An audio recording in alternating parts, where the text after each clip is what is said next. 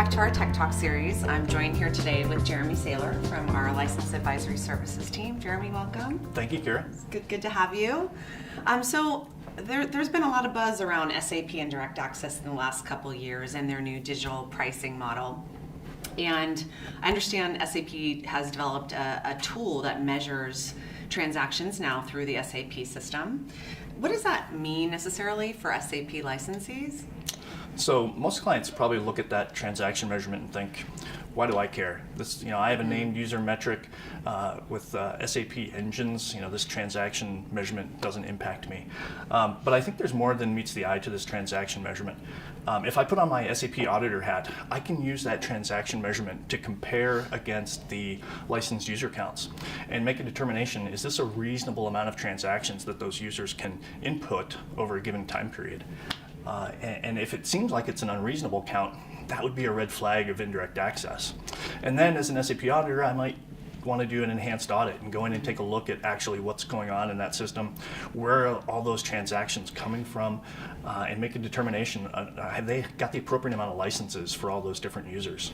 And at the end of the day, what might happen is SAP would say, hey, you've got way too many users, there's all these indirect access sources, you're either going to have to buy a bunch more users with a hefty license compliance bill, or you're going to have to move to this new digital pricing model. Well, this poses a risk to every SAP client because they need to submit an SLA report every year. So what exactly what do we need to tell them to do basically to avoid future audits? Sure. So it's a two-step process, and it's really easier said than done. The first step is to perform a license usage analysis against your current entitlements. And SAP does have that SLA tool that clients can use and get an idea of their current usage. But really, it's just reporting back on how you've allocated your licenses. So it's not getting into a depth where you can determine, have I allocated these as efficiently as possible. So the second step is around license optimization, and that's where you take a in-depth look and determine, have I allocated my licenses as effectively as possible? And in some cases, a software asset management tool might assist clients with that process. Now, the outcome of that license optimization, one, hopefully you're going to minimize your license compliance risk, but two, you can figure out how to free up some headroom for potential sources of indirect access. Well, it sounds like license optimization is a critical step to protection and compliance. Give me an example of how your team, the License Advisory Services team, helps clients with SAP Indirect Access. Sure. So I was talking with one of our SAP clients about their plans to potentially integrate software with SAP, and they had some concerns around indirect access and potential licensing. Now, this is a global furniture manufacturer, and they had a homegrown manufacturing application that they wanted to collect data from SAP and use some internal reporting on it. Now, depending on how that interaction takes place, there can be indirect access licensing concerns. So we went through and talked with the client, understood their business requirements, and in that process, we discovered that access to real-time SAP data was not a big priority, and that was a critical piece of information for us because it allowed us to leverage SAP's policy on indirect static read.